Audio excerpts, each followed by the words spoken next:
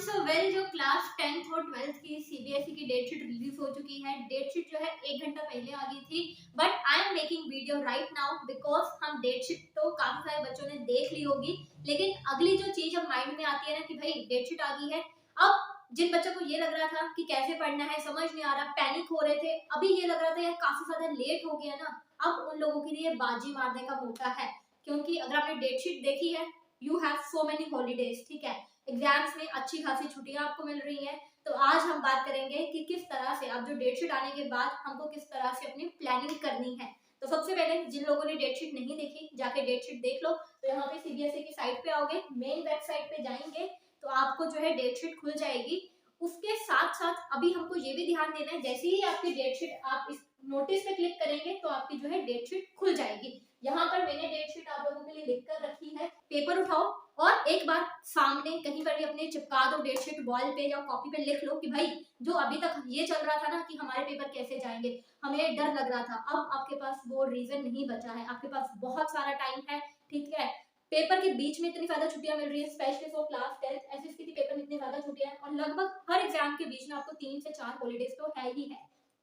Exam आपका English का 27 को हो रहा है, तो बेसिकली जो आपके एग्जाम्स हैं वो 27 फरवरी को शुरू हो रहे हैं। जो ऑप्शनल आपके एडिशनल सब्जेक्ट्स हैं वो 15 फरवरी से है। तो वो लोग आप जो फुल डेट शीट जो मैंने अभी आपको बताया सीबीएसई की वेबसाइट से जाके देख सकते हैं। ओके, देन साइंस का 4th का बीच में देखो अच्छी खासी छुट्टियां हैं, ठीक है, बहाना कोई नहीं चलेगा, पेपर में भी आप अच्छा खासा पढ़ सकते हो अगर आपके कुछ कुछ चैप्टर्स रह जाएंगे। देन उसके बाद एसएसटी है, मैथ्स है, ठीक है, 21 को, और एसएसटी 15 को, बहुत छुट्टियां हैं एसएसटी। और जो हमारा बीच में साइंस है लगभग 11 छुट्टियां आपको पड़ जाएंगी। ओके, देन संस्कृत है 13 को, हिंदी है हमारा 17 को। सिमिलरली फॉर क्लास 12 जो हमारे ऑप्शनल एग्जाम्स है उनके भी 15 को शुरू हो रहे हैं, बट जो मेन है ठीक है वो 24 को आपका इंग्लिश आ रहा है, 28 को केमिस्ट्री है, 6 फिजिक्स आ रहा है, देन 11 को मैथ्स है और फिजिकल एजुकेशन, और बायो आपका है 16 को। छुट्टियां सबको बहुत सही है। तो अब हम प्लान करते हैं, अपनी नोटबुक लेके बैठ जाओ, प्लानिंग शुरू कर दो कि भाई अब कैसे पढ़ना है। अब हमारे पास मौका है, हम वापस से 98% वाली जो मेंटालिटी है ले आओ, yes I have to do it.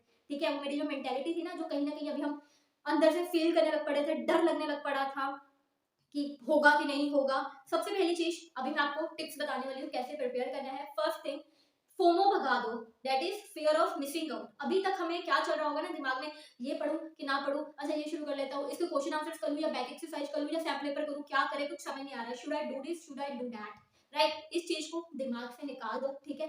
जितना हम ये सोचेंगे ना मेरा ये भी छूट जाएगा ये भी छूट जाएगा, तो हम कुछ नहीं कर पाएंगे, घूम फिर कर उसी एक चीज में वापस उसी जगह पे अटके रहेंगे, कोई प्रोग्रेस नहीं हो पाएगी। सबसे पहले दिमाग में क्लैरिटी लेकर आओ। अब आपको दिख गया this is your date sheet, this is your date sheet. अब आप देख लो कि भाई एग्जाम्स के बीच में भी अच्छी तरह से छुट्टियां हैं, अब पैनिक बिल्कुल नहीं होना, ठीक है। चाहे तुम्हारे प्री बोर्ड्स में अच्छे नंबर आए नहीं आए उसको साइड में कर दो, ठीक है, एकदम साइड लाइन कर दो। अगर तुम मुझे एक्चुअल में अपनी बिगर सिस्टर की तरह कंसिडर करते हो ना, तो सुनो यार, तुम्हारी बहन कह रही है, छोड़ दो स्टेज को, जो भी हुआ है ठीक है प्री बोर्ड वाला उसका छोड़ो, अभी जो है ना बी डेट पर्सन की हायर करना है, अब तुम कर लोगे क्योंकि अब तुम्हारे पास डेट शीट आ गई, डेडलाइन दिख रही है, अब पेपर हो रहे हैं, ठीक है। दूसरा, आलतू फालतू की चीजें, ठीक है, जो तुम्हारा टाइम लेकर जा रही है, take in charge of your time. आपका टाइम के अब तुम मालिक बन जाओ, ठीक है। ये जो भी सीरीज चल रही थी, नेटफ्लिक्स पे देख रहे थे, कहीं पे भी देख रहे थे, उस सीरीज को निपटा दो और कुछ भी नया नहीं शुरू करना।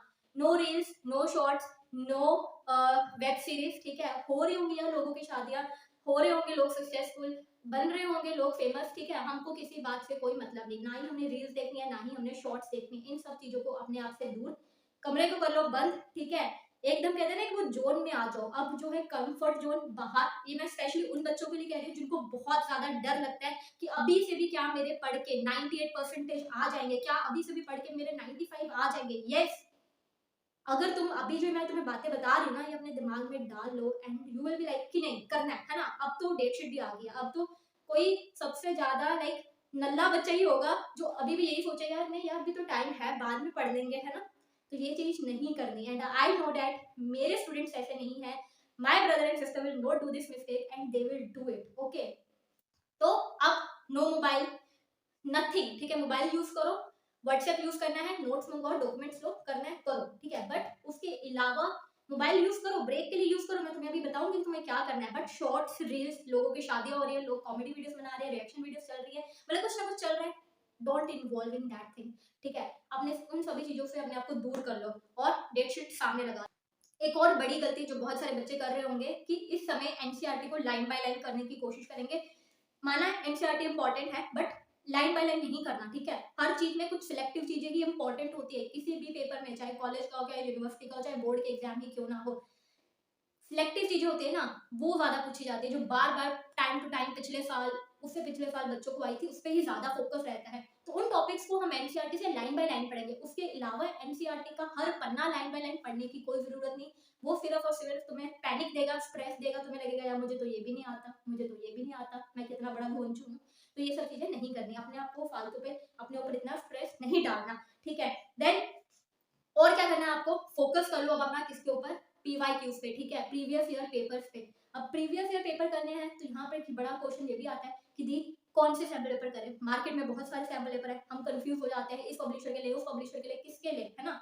तो देखो एक चीज पे फोकस करना है, सैम्पल पेपर में हमें क्या चाहिए, एक तो हमें प्रीवियस ईयर पेपर चाहिए ताकि हमें अलग से जाके अपना माथा पट्टी ना करना पड़े कि यार कहाँ से ढूंढे सैम्पल पेपर, है ना, प्रीवियस ईयर वाले। तो प्रीवाईक्यूज होने चाहिए, प्रीवियस ईयर होना चाहिए सैम्पल पेपर में। दूसरा क्या होना चाहिए, टॉपर्स की आंसर शीट होनी चाहिए, क्योंकि हमें पता होना चाहिए ना भाई टॉपर्स किस तरह से आंसर को फ्रेम करते हैं। आंसर फ्रेम करना आना चाहिए।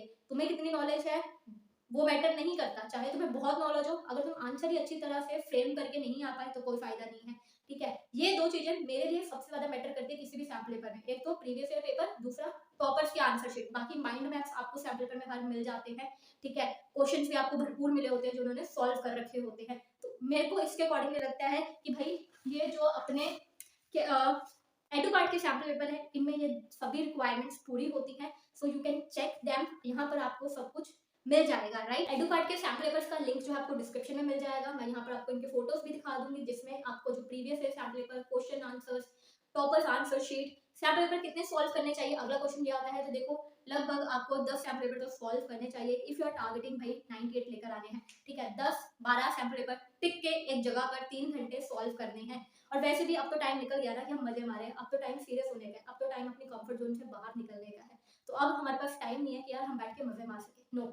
अब टाइम है अपनी डेडिकेशन दिखाने का, ठीक है। जो भी जुनून था, जो भी तुम कह रहे थे ना यार मेरा टाइम आएगा, मैं करूंगा, मैं करूंगा, आई विल डू दैट, है ना। Now that is a time that you have to do that. अब तुम्हें किसी का भी इंतजार नहीं होना चाहिए। इससे पहले चल रहा था यार कोविड आएगा, पेपर शायद पोस्टपोन हो जाएंगे, ये हो जाएगा, वो हो जाएगा। Nobody is here, right.